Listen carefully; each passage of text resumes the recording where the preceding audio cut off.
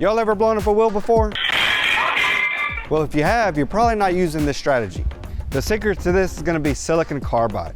Now, silicon carbide was designed to grind not only cast iron, but also non-ferrous materials. So what does non-ferrous mean? Well, ferrous means iron, and if something is a ferrous material, it means it has iron in it and it's able to be magnetized. If it's non-ferrous, it has no iron in it, meaning it cannot be magnetized. So today we're going to load up cast iron and 6 non-ferrous materials, and the results may surprise you on which surface gets the best finish.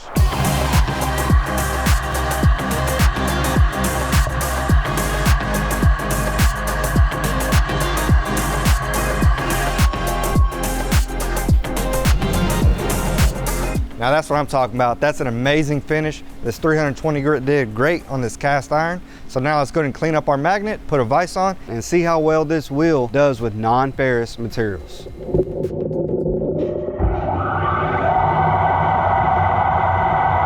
So what I really like about this experiment is that I really don't know what's gonna happen. With the silicon carbide wheel, I know it's gonna grind non-ferrous material, but I'm not real sure on what type of accuracy and what type of finish we're actually able to achieve. Now, what I do know is that with the softer material, you need a harder wheel.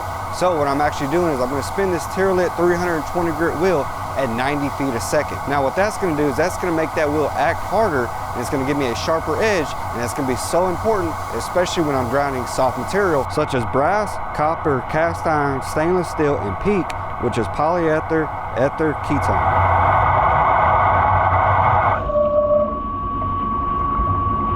So after I ground all of these parts, I took it to inspection and got an actual number using my profilometer. And this Tirlit 320 grit silicon carbide wheel did absolutely amazing on these different parts. The one that surprised me the most is actually PEEK. Now PEEK was the plastic, and I was super worried that it was gonna melt, but it didn't, and it actually gave us a really good surface finish. So that proves 2 things. One, this wheel is super cool cutting, which is super important, especially when you're grinding, because you're generating a lot of friction on that part. The second thing is that wheel is super sharp, so that's going to be really good because it's a super soft material. Now we're going to step it up a notch, and we're going to grind 2 of the most gummiest materials I've ever ground, especially in industry. Now the first one we're going to grind is titanium. Then we're going to grind aluminum. Now these 2 right here I've had the most trouble with in the past because it's super gummy and it tends to clog your wheel up. So my expectations on these, based on what I've done in the past and the PEEK grind that we just did, is that I think the titanium is going to be pretty good, but I think we're still going to have a little bit of trouble with the aluminum. Now, if that's the case, if either one of these messes up, we can actually go from a 320 grit super dense wheel that's more of like a finishing wheel. We can step down to an 80 grit F wheel with a more open porosity. Now what that's going to do is that's going to allow that wheel to break down and expose a new cutting edge, and that's going to be super sharp to help cut out this gummy material. But let's test it and get grinding.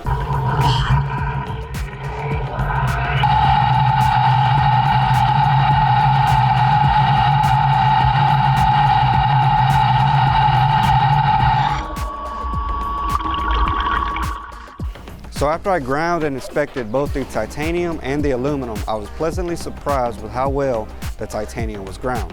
However, my expectation of the aluminum was spot on. So what I'm going to do is I'm going to go ahead and change the wheel out, and I'm going to go to a softer wheel. I'm going to go from a J grade to an F grade. Now let's go ahead and load up that wheel, get grinded.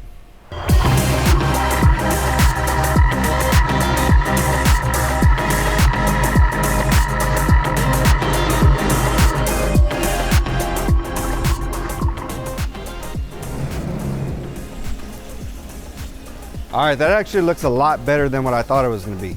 Now I knew aluminum was gonna be the more tricky one out of all the different materials we tested. The eye test looks pretty good, but let's go ahead and take it to inspection and get a real test, and then we'll come back here and break it down on exactly what happened.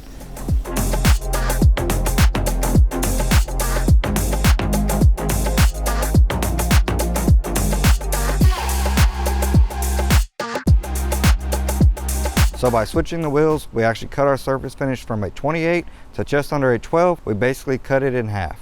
Now, what did we learn from that? We switched to an 80 grit F wheel, which is going to be a super soft wheel. Now, if you remember, wheels are graded on a hardness level between A and Z, A being a softer wheel and Z being a harder wheel. Now, the wheel we were using was an 80 grit F wheel, which is going to be a softer wheel than our 320 grit J wheel. It's going to be about 3 levels softer than that J wheel. Now, why is that important? It's important to remember because even though you can mill and turn aluminum very easily, when you're grinding it, it's a totally different story. Now, when you're grinding material, a softer material, you need a harder wheel.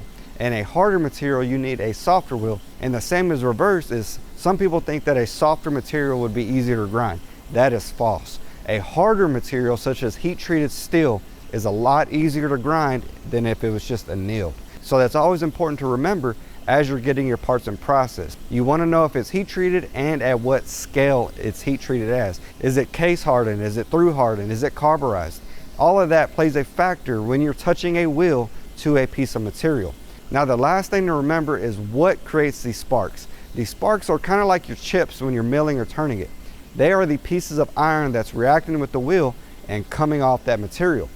Aluminum doesn't have any iron in it. That's what makes it gummy. Instead of blowing sparks off, it tends to gum up and gum your wheel up. Now, silicon carbide is the best wheel to use when you're grinding non-ferrous materials like the ones we did in this video. As you can see, the wheel did not get loaded up compared to an aluminum oxide wheel on the Z24 where we did a skim cut and you can actually see the aluminum bedded into the wheel. Now, not only is that going to not give you a good grind, that's going to cause a catastrophic failure and could cause your wheel to explode on you, which you don't want to happen. Now, here at Titans of CNC, we're all about free education. So if you want to know anything about milling, turning, grinding, or even Swiss, make sure you check out our online academies. Now, while you're there, you can see that we are the national distributor for Ziersch machines in the United States. If you have any questions on that, make sure you email Keith at titansofcnc.com. So if you learned something from this video and you've ground aluminum before and you've ground these materials, let me know in the comments what kind of wheel you use and what kind of results you've seen. This was a super fun test. If you like what we're doing and like where we're at, make sure you go ahead and leave a comment, like, and subscribe. We'll see you on the next one.